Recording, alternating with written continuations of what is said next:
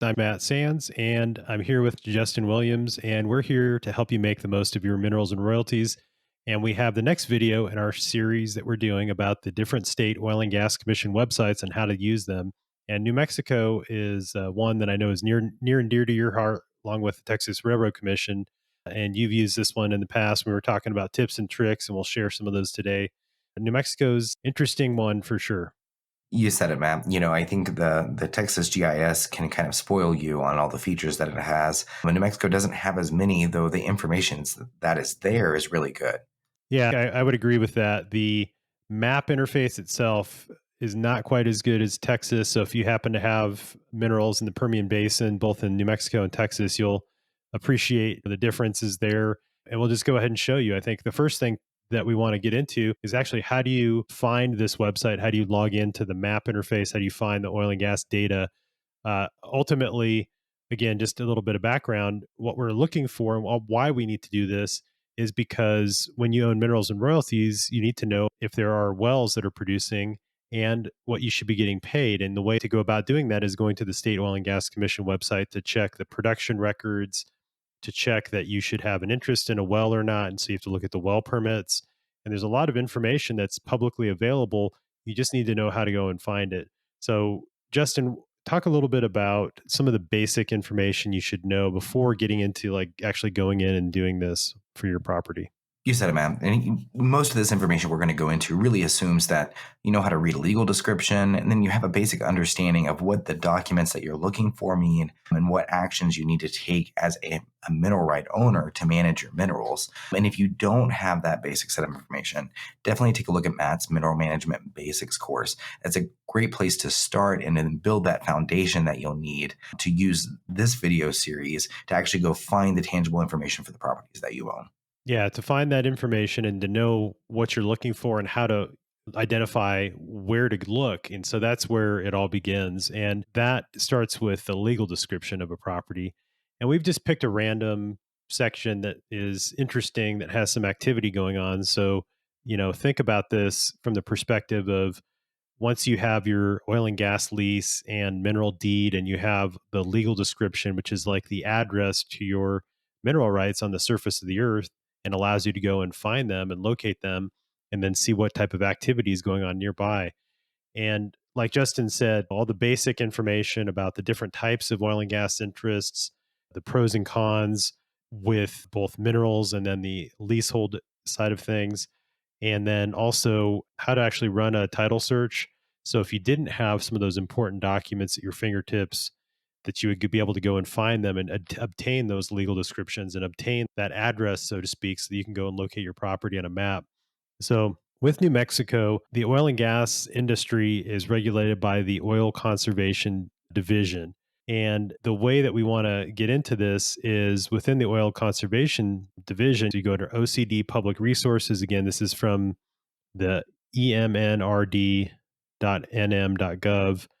You click on Oil Conservation and then Public Resources. And then you'll see here this Geospatial Hub. And that's what you want to pick. The Geospatial Hub has a ton of other information, but then it also, what we're going to be using it for is the link to the map interface. And that's the central kind of visual way to actually access all this data. You can search for it other ways, like with other websites, but for me, I always like this, searching by map. It's a lot easier. So the particular property that we're going to be looking for is in Township 18 South, Range 28 East, and then Section 16. So you can see it on this screen. We've already pulled it up on this other window, but let's just go back to when you first open that screen. It'll show you the full state of New Mexico. Now, there's a couple of different ways. If you happen to know the API number of your well, again, that is the unique identifier. And most of the time, you don't know that unless it's on your check statement. Some operators put the API number on the check statement. And if that's the case, you can search directly by the API number. Let's say that we don't know that. And so we just want to search by the PLSS townships. And again, we're looking for 18 South, 28 East, and we click on that and it takes us directly to that township. And in this case, let's say we have an interest in section 16, we would just be able to look for the 16, and then we can zoom in and sort of see what's going on there. Each of these black dots and these numbers represent a well, and that is the surface hole location. In other words, if you were to go there, you'd see the wellhead on the surface of the earth at that spot. Now, these different colors mean certain things, and if you aren't sure, you can go to the layers list, and you'll see here there's the wells are turned on, and we can scroll down and see these different symbols and see what these colors and symbols mean. Turns out that each of the items in red, each of the dots in red, are wells that have been plugged and abandoned, so they're no longer producing. And so we can see that the circle is an oil well, and again, this little starburst thing is a plugged gas well. So what we're looking for in this case are the black dots, which are existing, producing active wells, and that is an oil well. In the case here, where you see oil active, and then similarly with there's CO2 and there's gas. So any of those black dots or black starbursts represent a producing oil and gas well. Let's just say, just for the sake of argument, we had an interest in all of section 16. Each of those black dots represents a well that is producing that we should have an interest in. So if we wanted to find out more information, we can click on the well and it'll pull up a little bit of a summary of the status of the well, the spud date, in other words, when they drilled that well, and the type of lease. In this case, it's a state lease, the formations that it's producing from. In this case, the Grayburg and San Andreas. So this is an old conventional vertical well. In those more conventional formations, same thing down here. We see some blue dots here, which happen to be a new well. So we can click on that and see the status of this. And this is the Pappy, and this is going to be producing from the Bone Spring. Looks like the permit was approved on August 1st of 2022. And the operator is Mewborn Oil and Gas. So, Justin, this tells me that there may be some new wells going to be drilled and some additional royalties we'll be receiving. You said it, Matt, which kind of triggers us as mineral right owners to go take a look at the finer details. And that really starts with the plat map. Starts with the plat map. We can click on the scanned images. So, again, I just clicked on link to scanned well files, and it pulls up a separate window. And you'll see here the permit itself for that particular well.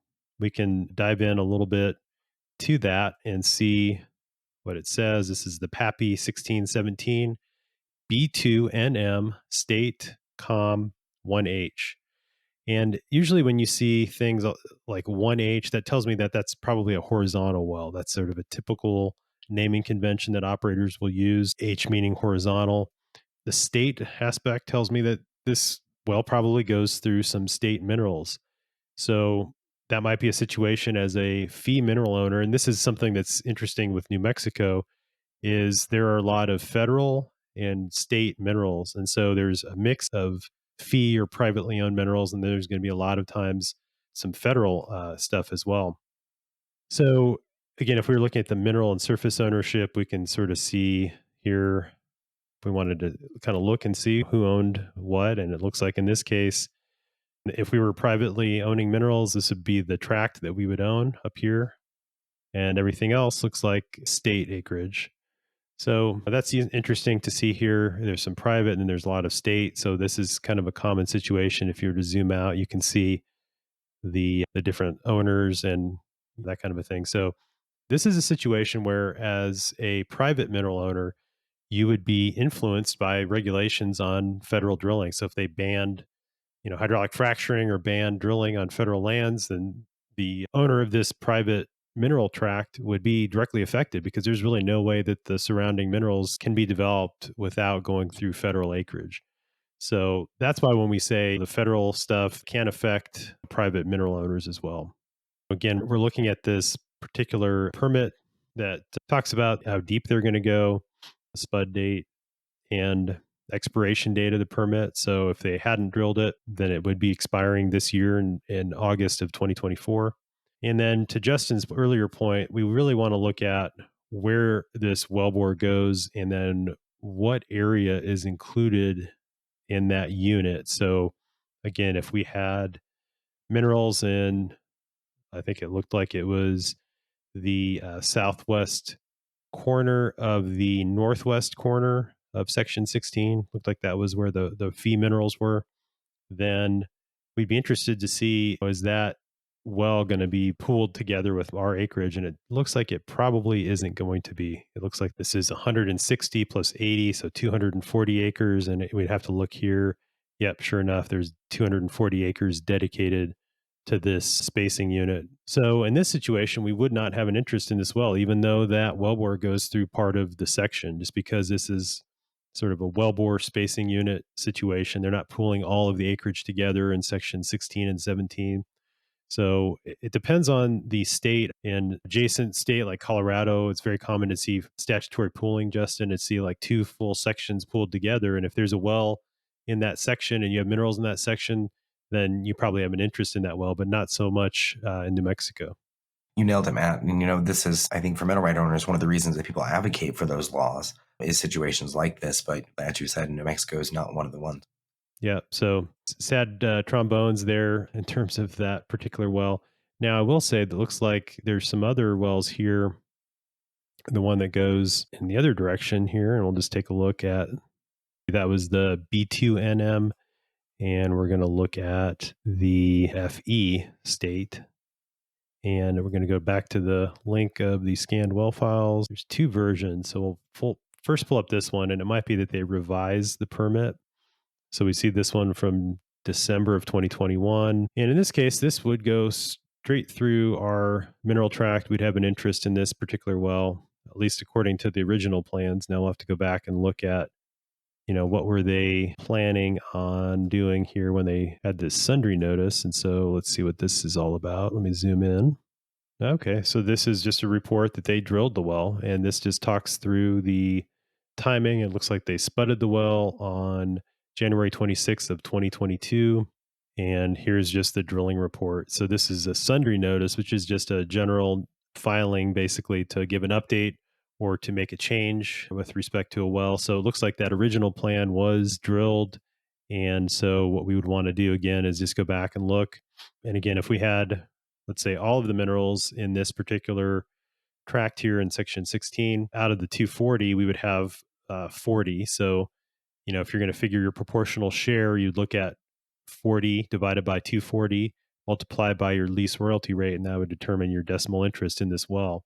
So again, you can find out more information about how to calculate your net revenue interest or decimal interest in a well. We did that in episode 3. So we'll link to that in the description below. So, okay, good news here. Looks like we have a well that appears to have been drilled in 2022. Now, the big question is it producing, right? Right. Exactly, Matt. And if it's producing, what are the volumes that it's producing? And when did it start producing? Yeah, those are all important questions. And the way we do that is we go back to the map, and you'd see here there's another hyperlink that says link to well details.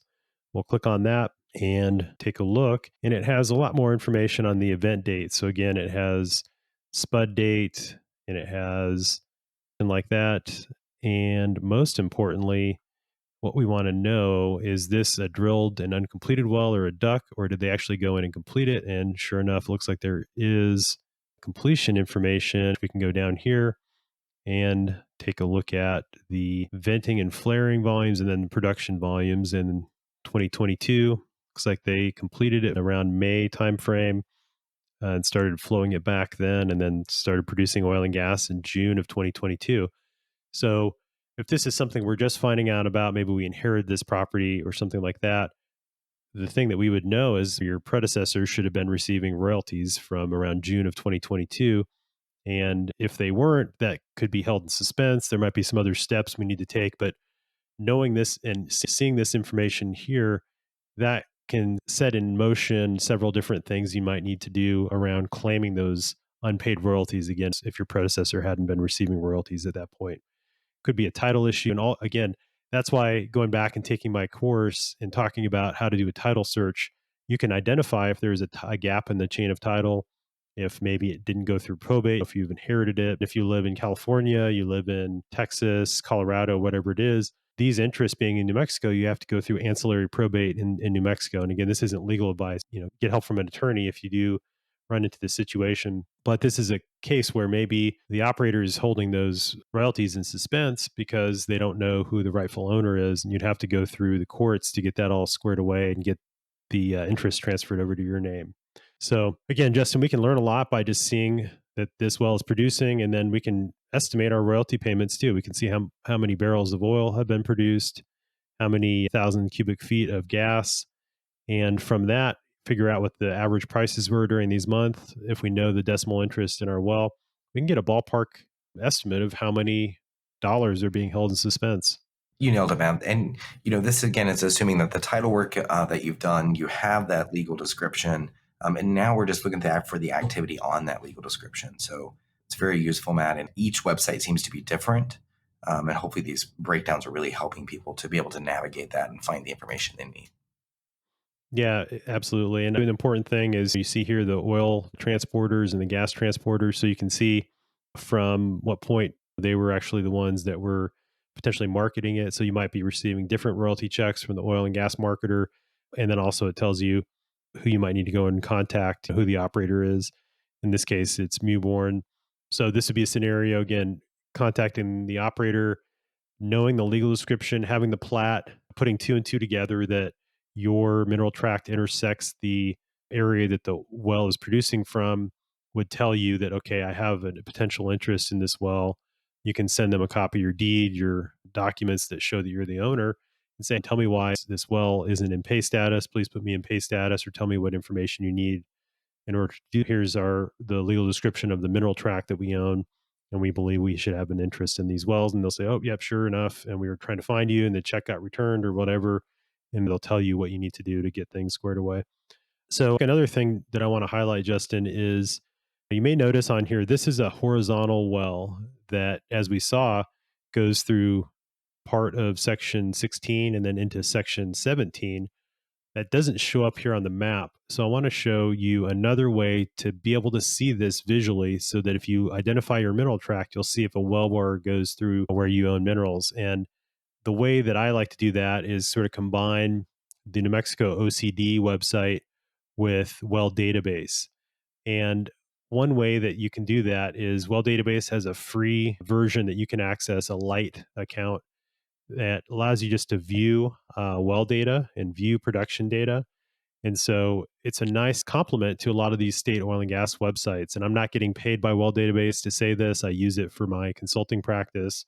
But the fact that they do have a free version that you can access is really kind of unique. Most professionals for a drilling info subscription or Well Database subscription, they're spending thousands of dollars a year and they get a lot more detailed data and they can do a lot more analysis. But for the free version, you can at least view on the map where the wellbore goes. And sure enough, in this situation, we can see this Pappy well goes through section 17. We can click on it and view the well name. We can see the API number again. So one nice way to kind of combine these two is once you sort of hone in on your property in the OCD website, you can search by the API number. You just copy that and then come over to Well Database after you've created a free account, and then go to the explore the well section and look at the map under where it says API/UWI property, identifying a well, and then you can copy this API number, which again is the unique identifier for that well, and go into Well Database and search for that well. You can actually go and find it, and it'll have a lot of that same information that you can view on Well Database. But most importantly, you can see where that horizontal wellbore goes. So that's one thing that is lacking from the New Mexico OCD website. So it's is a nice option that you can actually use to view some of these same information, slightly different format. They just pull this directly from the New Mexico OCD website anyway, so it's the same information. But yeah, a nice way to check on the map just to make sure, okay, are there any horizontal wells that go through my property? After you've identified that, you can reset the filter and it'll show all of the wells. And so again, we can see here in section 16, and there's at least one that goes through this quarter section up here that we have an interest in, hypothetically. And then you can see the other wells that are originate in section 16 and they go through different portions of that into others. And this is the Blanton. So somebody's a big bourbon fan. So shout out to the petroleum engineers that named these wells. That was clever.